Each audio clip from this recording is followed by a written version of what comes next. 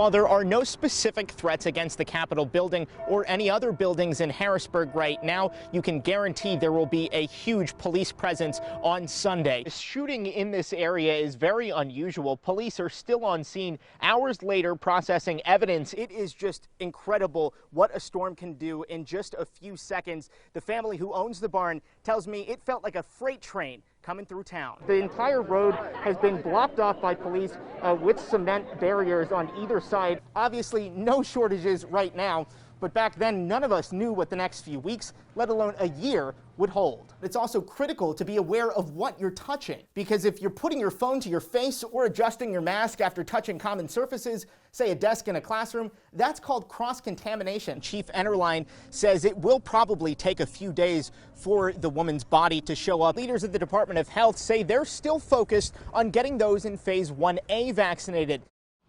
I have an infant, so I have to have some type of water.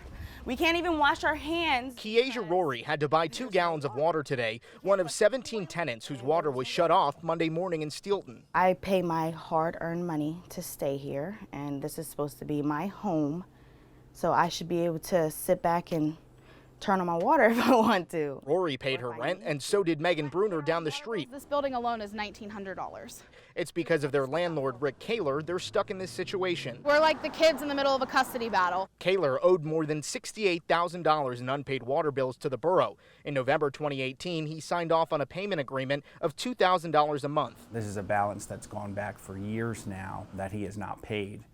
Prior to that, he had not made a payment in over a year. Kaler sold a property in May and paid off the $6,400 due for water and sewer bills. He assumed that would go toward his payment plan. My point is, I gave you $6,400 in May. Why can't you just use that? Borough manager Doug Brown says that's not how it works. It was made clear to him via a phone call, about a 20-minute phone call to him, that that does not negate the other amounts due per the arrangement. Kaler claims most of his tenants are behind him and want him to hold off until a water authority meeting on Thursday.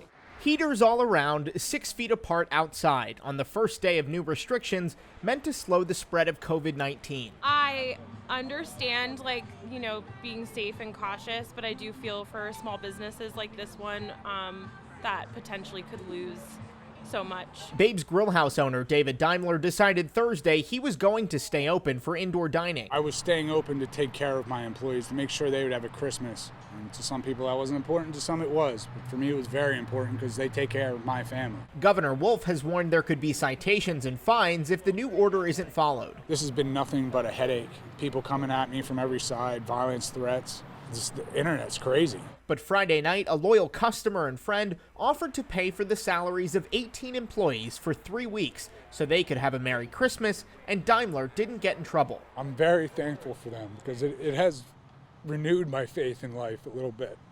It's amazing. It's awesome that someone would give that generously. And Daimler is paying that generosity forward. All of our tips and gratuities, instead of double dipping, we will be creating a fund to create meals for first responders and teachers, actually. An early Christmas miracle, not just for him, but his employees he calls family.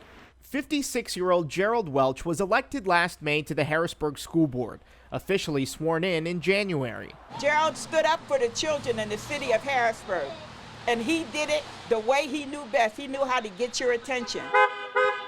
Now his wife, Donna, is receiving the attention of the entire city. This whole thing organized was just for her. We just wanted to show her some love, and I thank everybody who came out. Family friend Portia Boland Jeter never expected just how great the turnout would be.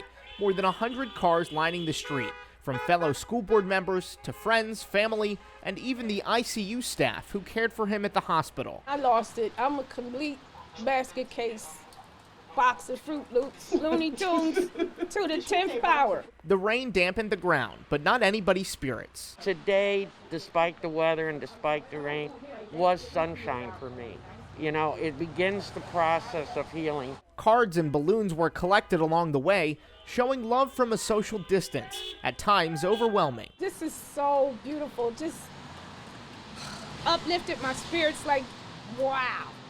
Wow. As much as it was a showing of love for Donna, This is a tribute to the impact Gerald had on Harrisburg. Such an honor to serve with him on the school board, because for Gerald, it was righteousness with the kids, you know, and it's a loss. Thank you so much. Thank you from the bottom of my heart. Like many industries during the coronavirus pandemic, it's hard to get work as a photographer. No crowds and staying 6 feet apart means Roger Baumgarten's schedule was wiped out through May, so he has a lot of free time. All right, big smiles. He was inspired by a Boston photographer who decided to go out through her neighborhood and take pictures of families on their front steps. And she hashtagged it the Front Steps Project. Now photographers all over the country are taking part, one set of steps at a time. It's been kind of sad, for the most part scary, but this is fun, you know, and figured we'd grab the Disney props and have a good time with it. Baumgarten first started in his own Silver Spring Township neighborhood several days ago. Now he's snapping photos all over town.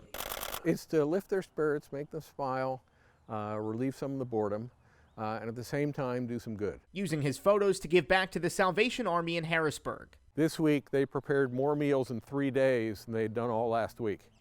And they're doing it with almost no staffing because they can't have a lot of people in. Of course, there's a healthy social distance between his lens and the families he's photographing. With being locked up in our house, being able to get our picture taken with the family and being able to donate to a great charity, I mean, 2 great things at one time. Some are taking just nice family portraits. Others are bringing out props to have a little fun. Bottles of booze, pots of coffee, packs of toilet paper. It's something to smile about in an otherwise tumultuous time, and Baumgarten hopes other photographers will join him in his quest.